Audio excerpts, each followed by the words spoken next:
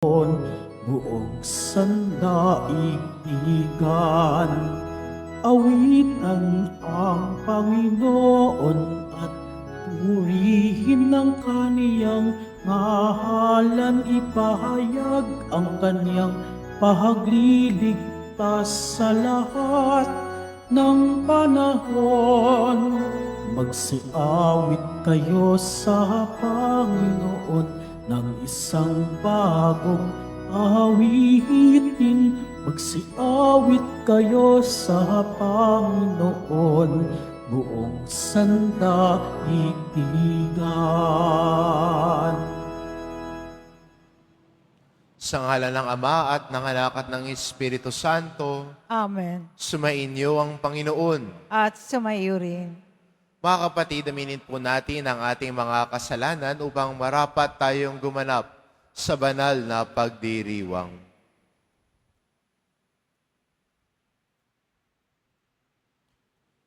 Inaamin ko Sa makapangyarihang Diyos at sa inyo mga kapatid, na lubha akong nagkasala sa isip, sa salita, sa gawa at sa aking pagkukulang.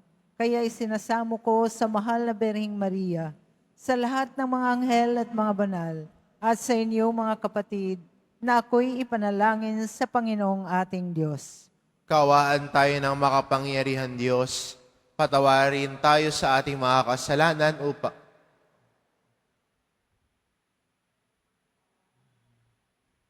at patawarin tayo at patnubayan tayo sa buhay na walang hanggan. Amen. Panginoon, kaawaan mo kami. Panginoon, kaawaan mo kami. Kristo, kaawaan mo kami. Kristo, kaawaan mo kami. Panginoon, kaawaan mo kami. Panginoon, kaawaan mo kami. Manalangin tayo.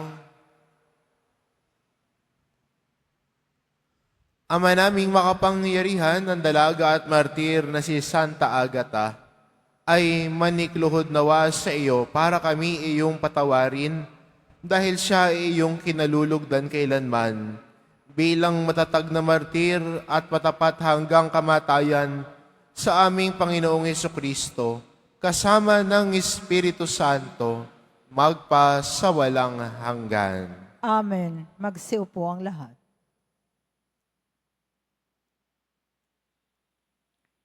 Pagbasa mula sa sulat sa mga Hebreo.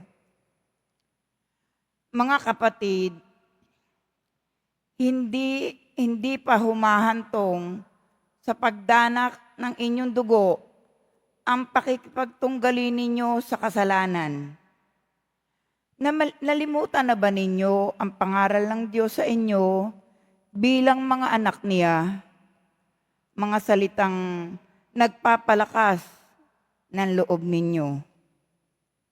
Anak, huwag kang magwalang bahala kapag itinutuwid ka ng Panginoon. At huwag panghinaan ng loob kapag ikaw ay pinarurusahan niya. Sapagkat pinarurusahan ng Panginoon ang mga iniibig niya at pinapalo ang itinuturing niyang anak. Tiisin ninyo ang lahat bilang pagtutuwid ng isang ama, sapagkat ito'y nagpapakilalang kayo'y inaari ng Diyos na kanyang mga anak. Sinong anak ang hindi itinuwid ng kanyang ama?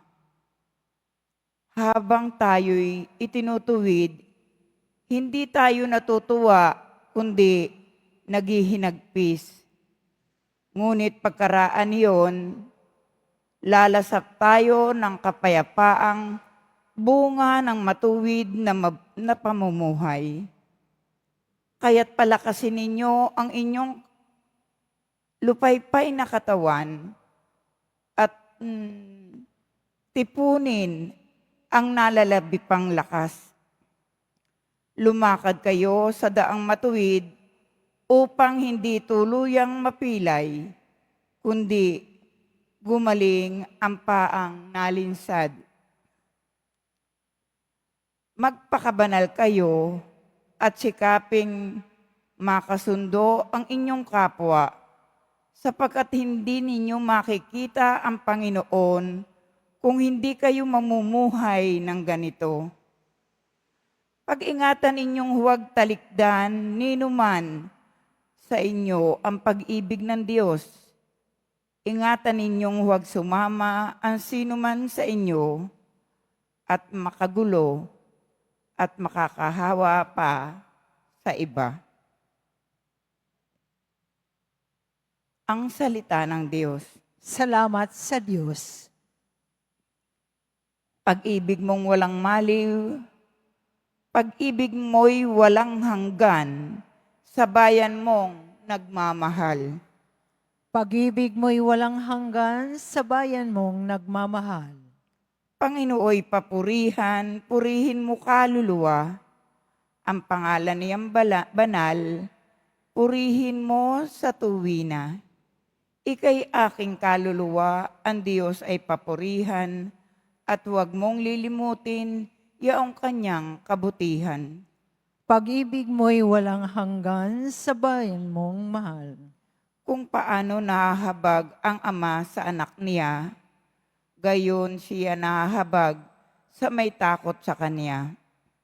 Alam niya na alabok yaong ating pinagmulan. Alam niyang babalik din sa alabok kung mamatay. Pag-ibig mo'y walang hanggan sa bayan mong nagmamahal. Ngunit ang pag-ibig ng Diyos ay tunay na walang hanggan. Sa sino man sa Kanya'y may takot at pagmamahal. Ang matuwid niyang gawa ay wala ring katapusan. Yaong magtatamo nito'y mga tapat sa Kanyang tipan. Pag-ibig mo'y walang hanggan sa bayan mong nagmamahal. Magsitayo na po ang lahat.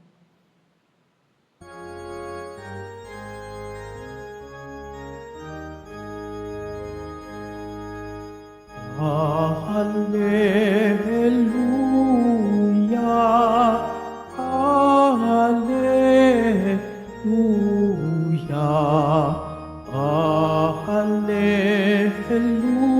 Hallelujah, Hallelujah.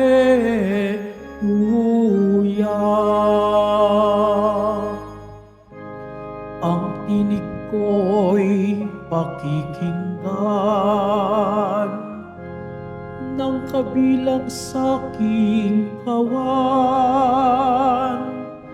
Ako'y kanilang susundan. Hallelujah, Hallelujah,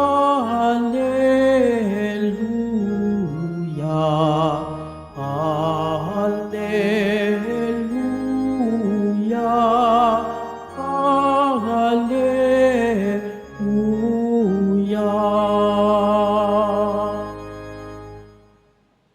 Sumainyo ang Panginoon, At sumayuri. ang mabuting balita ng Panginoon ayon kay San Marcos. Papuri sa iyo, Panginoon.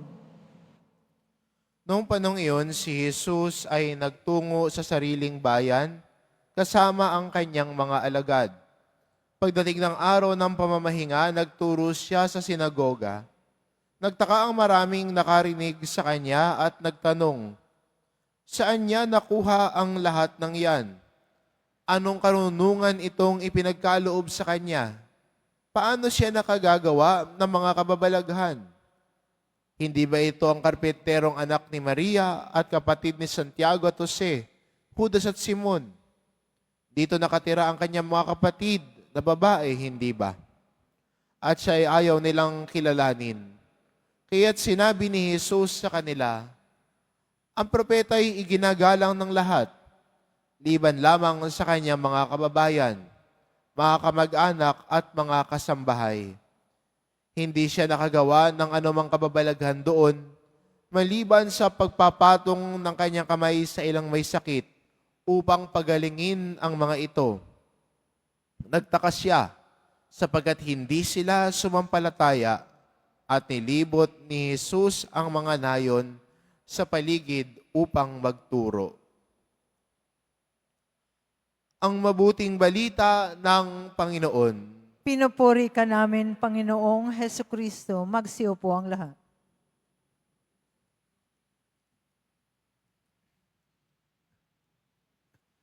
Anong naging balakid ng mga tao para maniwala kay Jesus? Ano naging hadlang nila para kilalanin si Jesus? At minsan ganun din tayo. Let us face the fact that at times may mga obstacles din tayo para kilalanin at makita ang kabutihan ng Diyos.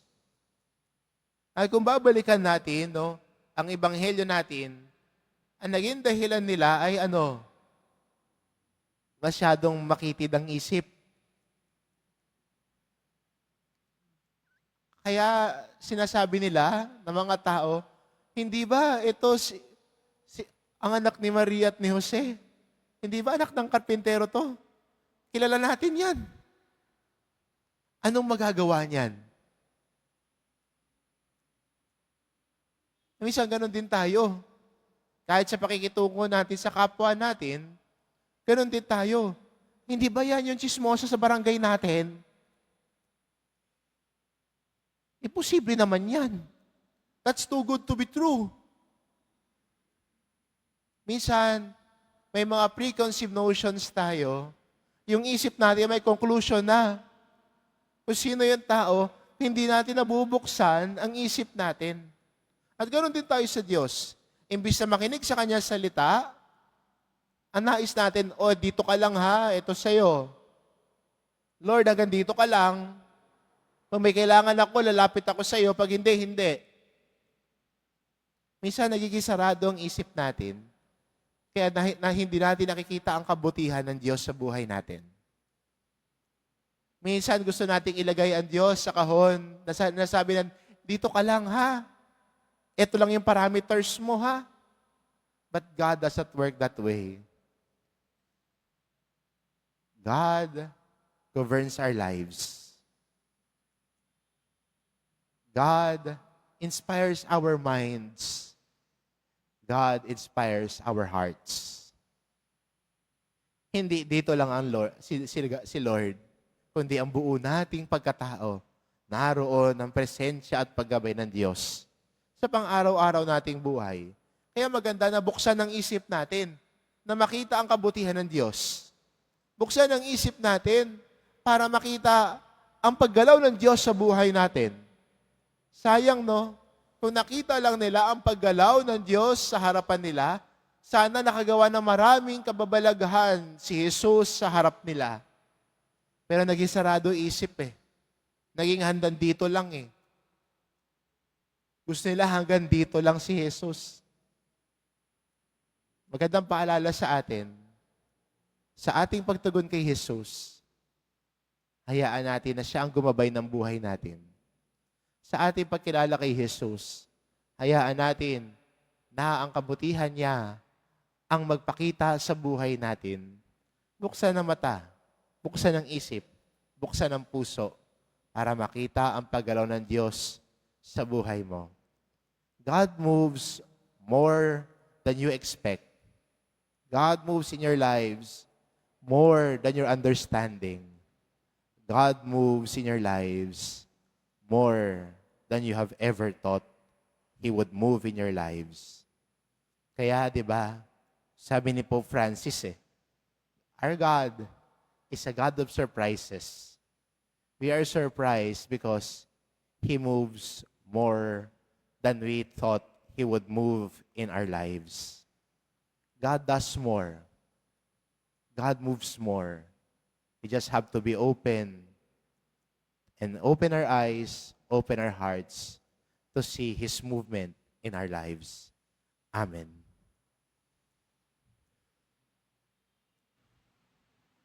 Magsitayo na po ang lahat.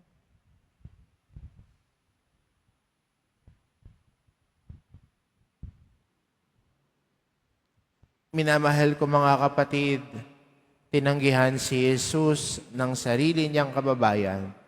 May pananalig nating tanggapin siya bilang ating Panginoon at tagapagligtas. Ang ating itugon, Diyos ng karunungan at lakas, basbasan mo kami. Diyos ng karunungan at lakas, basbasan mo kami. Ang mga namumuno sa simbahan, naway ipahayag ang salita ng Diyos nang may katapangan at isabuhay ito na may pananalig.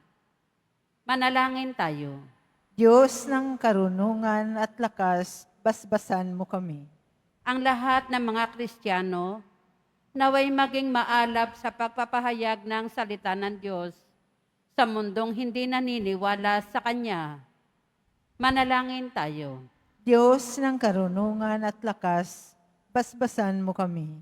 Ang mga misyonero, naway magkaroon ng tiyaga at hindi manghina ang kalooban sa paghahasik ng mensahe ng Diyos sa mga pook na hindi bukas sa pagtanggap dito.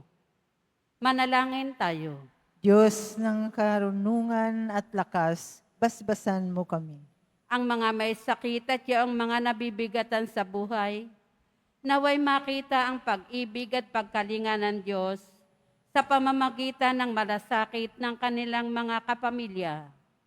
Manalangin tayo. Diyos ng karunungan at lakas, basbasan mo kami. Ang mga yumao, naway magtamasa ng walang hanggang kapayapaan. Manalangin tayo. Diyos ng karunungan at lakas, basbasan mo kami. Sa ilang sandali ng katahimikan, ating ipanalangin ang iba pang mga pangangailangan ng ating pamayanan, gayon din ang mga intensyon na inialay sa ating misa sa araw na ito, at isama rin natin ang ating mga pansariling kahilingan. Manalangin tayo. Diyos ng karunungan at lakas, basbasan mo kami. Ama, buksan mo ang aming mga puso sa iyong salita. Patawarin mo kami sa mga pagkakataong tinanggihan naming makinig sa iyong katotohanan. Hinihiling namin ito sa pamamagitan ni Kristong aming Panginoon. Amen. Magsiupo ang lahat.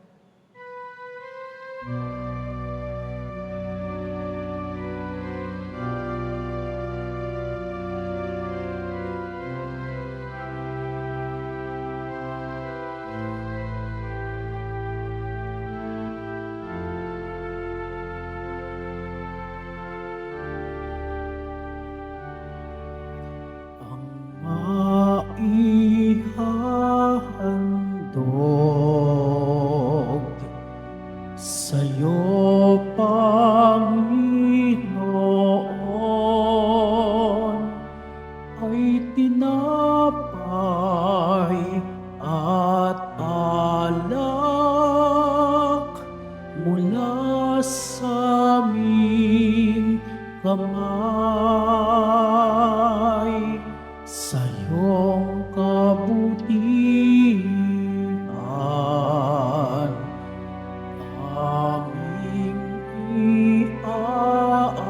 iaalay ang tinapay at alak sa gisag ng aming buhay.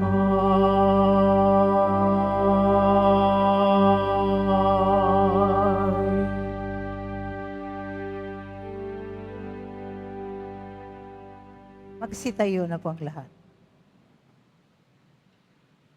Manalangin mga kapatid, upang ang paghahain natin ay kalugdan ng Diyos amang makapangyarihan. Tanggapin nawa ng Panginoon itong paghahain sa iyong mga kamay, sa kapurihan niya at karangalan sa ating kapakinabangan at sa buong sambayanan niyang banal. Ama naming lumikha, pakabanalin mo at basbasan ang mga alay na nakahanda upang paalabin ito ang aming diwa sa ningas ng pag-ibig mo na nagdulot ng tagumpay sa pagpapakasakit ni Santa Agata sa pamamagitan ni Hesukristo kasama ng Espiritu Santo magpa sa walang hanggan. Amen. Sumainyong Panginoon, at sumayo rin. itaas sa Diyos ang inyong puso at diwa. Itinaas na namin sa Panginoon. Pasalamatan natin ang Panginoong ating Diyos. Marapat na siya ay pasalamatan. Ama naming makapangyarihan, tunay ngang marapat na ikaw ay aming pasalamatan. Ngayong aming kagalakan na si Santa Agata ay parangalan. Siya'y kapanalig naming may paninindigan, na ikaw ay ipahayag kahit siya'y mamatay. Sapagkat minarapat mong kanyang matularan ang iyong anak na naghain ng sariling buhay. Tulad ng naganap sa iyong anak, ang dugo ng mga martir ay dumanak. Hindi dahil sa katatagang likas, kundi dahil sa iyong bigay na lakas. Kaya kaisa ng mga anghel na nagsisiawit ng papuri sa iyo, nang walang humpay sa kalangitan, kami nagbubunyi sa iyong kadakilaan. Santo, Santo, Santo, Panginoong Diyos ng mga hukbo, napupuno ang langit at lupa ng kadakilaan mo, usana sa kaitaasan. Pinagpalang na paririto sa ngalan ng Panginoon, usana sa kaitaasan. Magsiluhod po ang lahat. Ama naming banal, ikaw ang bukal ng tanang kabanalan, kaya't sa pamamagitan ng iyong Espiritu gawin mong banal ang kaloob na ito, upang para sa amin maging katawan at dugo ng aming Panginoong Hesukristo. Bago niya pinagtiis ang kusang loob na maging handog, hinawakan niya ang tinapay, pinasalamatan kanya. Pinagati-hati niya iyon iniabot sa kanyang mga alagad at sinabi, "Tanggapin ninyong lahat ito at kanin. Ito ang aking katawan na ihahandog para sa inyo."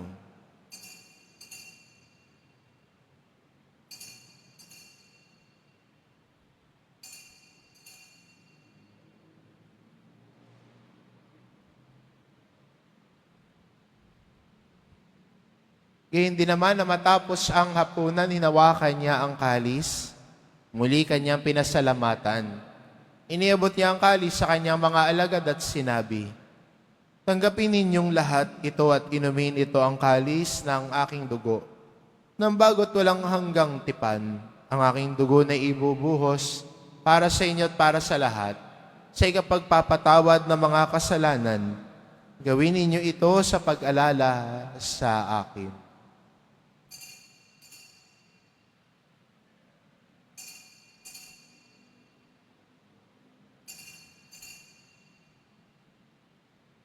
Tumayo na po ang lahat. Ipagbunyi natin ang misteryo ng pananampalataya. Si Kristo'y namatay, si Kristo'y nabuhay, si Kristo'y babalik sa wakas ng panahon. Ama, ginagawa namin ngayon ang pag-alala sa pagkamatay at muling pagkabuhay ng iyong anak. Kaya inaalay namin sa iyong tinapay na nagbibigay buhay at ang kalis na nagkakaloob ng kaligtasan. Kaming nagpapasalamat dahil kami iyong minarapat na tumayo sa harap mo para maglingkod sa iyo. Isinasamo namin kaming magsasalo-salo sa katawan at dugo ni Kristo ay mabuklod sa pagkakaisa sa pamamagitan ng Espiritu Santo. Ama, lingapin mo ang iyong simbahang laganap sa buong daigdig.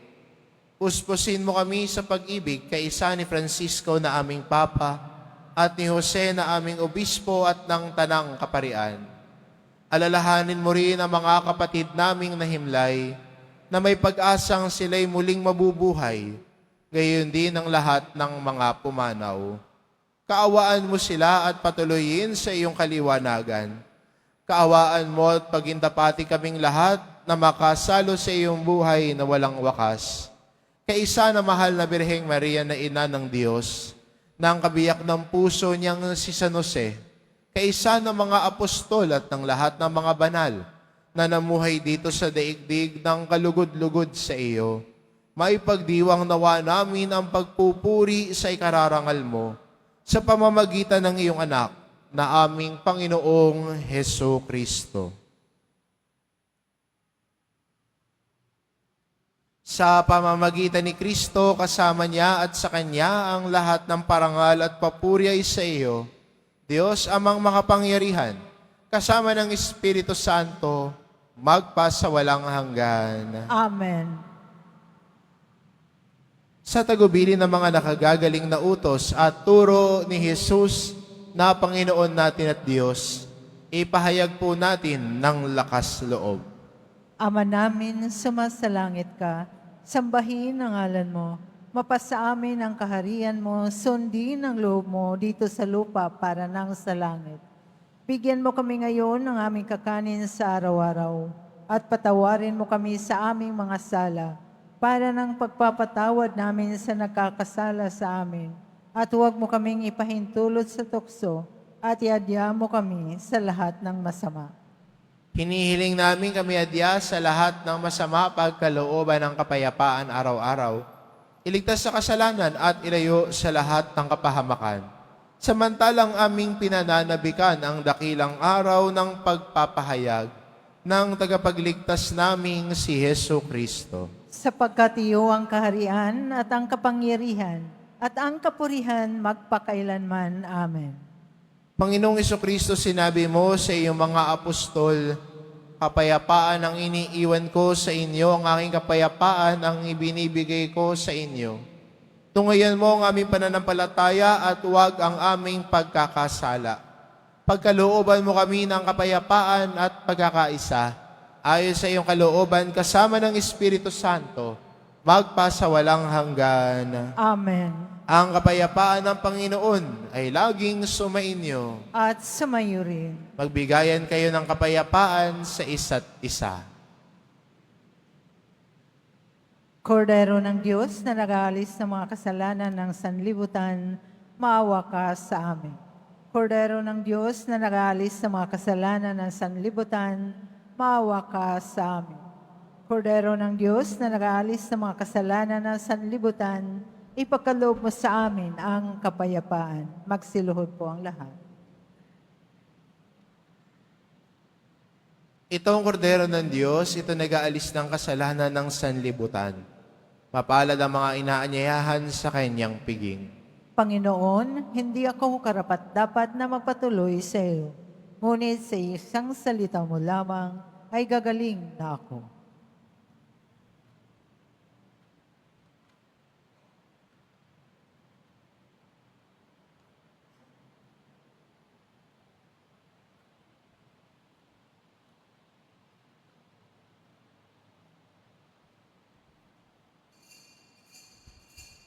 Para sa lahat ng tatanggap ng banal na komunyon, sasagot po tayo ng Amen. Pagkasabi ng pari o ng lay minister ng katawan ni Kristo at isubo agad sa bibig bago umalis sa harapan ng pari o ng lay minister.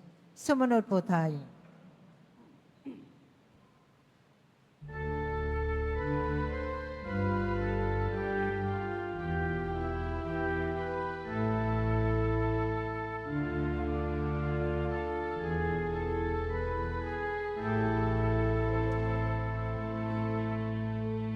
Halik kayong mga napapagal, kayong nauuhaw sa mundo. Dali kumait uminom kayo ng hain ni Yesu Kristo. Jesus tinapay mula sa langit, biyayang alay ng Diyos Ama. Pagkain nagbibigay buhay, kunin at pagsaluhan. Halik kayong mga napapagal, kayong uhaw sa mundo. Dali kumait uminom kayo ng hain ni Hesu Kristo. Jesus ang kopa ng kaligtasan, tugong hinuhos alang sa tanan. Tanda ng pakikipagtipan sa bayang kaniyang hinirang. Halik kayong mga napapagal, kayong nauuhaw sa mundo.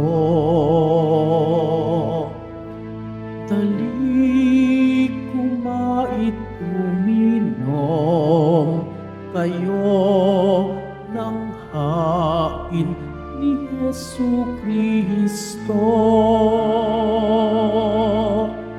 Halik kayong mga napapagal, kayong nauuhaw sa mundo. Dali kumait uminom kayo ng hain ni Hesu Kristo. Announcement. Ang lahat po ay inaanyayahan, lalo na ang mga may sakit o may karamdaman, sa ating Healing Mass and Service bukas, February 6, 2025, sa ganap na ika-6 ng gabi. Makiisa po tayo. Mga kadiboto, mabibili pa rin po sa ating Paris Finance Office ang Nazareno Images, Nazareno Medallion, at ang Nazareno Novena and Prayer Booklet na English or Tagalog. Pagkatapos ng misa, wiwisikan po ang lahat ng banal na tubig. Pinakikiusapan ng lahat na manatili lamang muna sa inyong mga lugar. Tanging sa Quezon Boulevard o sa Plaza San Juan lamang ang labasan ng lahat. Sumunod po tayo. Maraming salamat po sa inyong pagdalaw at pagsisimba sa Basilica Minor at Pambansang Dambana na Jesus Nazareno. Magsitayo na po ang lahat.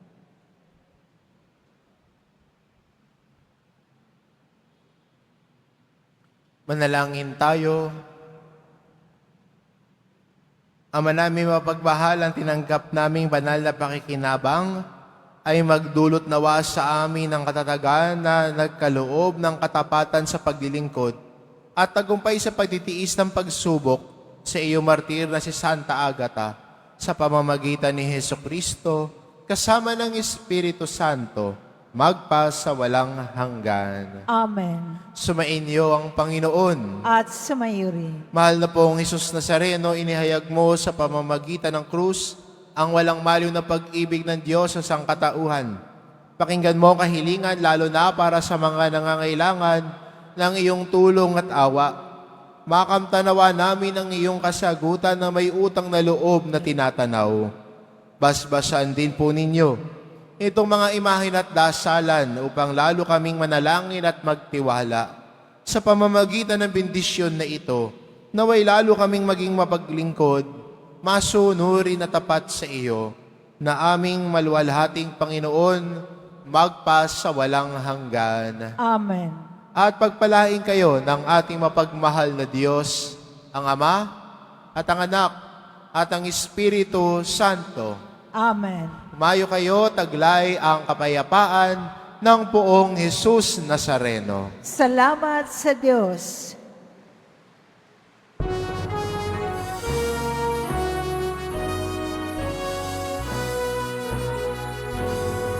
Cristo Padre Jesus Nazareno, sinasamba ka namin.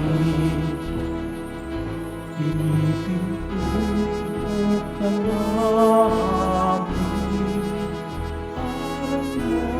araw-araw ay patutasan Nuestro Padre Jesus Nazareno, iligtas mo kami sa kasalanan.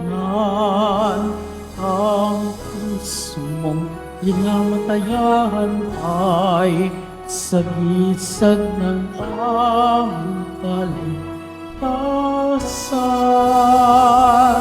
Nuestro Padre Jesus Nazareno, dinarangal ka namin. Nuestro Padre Jesus Nazareno, niluwalhati ka namin. Nuestro Padre Jesus Nazareno, dinarangal ka namin. Nuestro Padre Jesus Nazareno, niluluwalhati ka namin.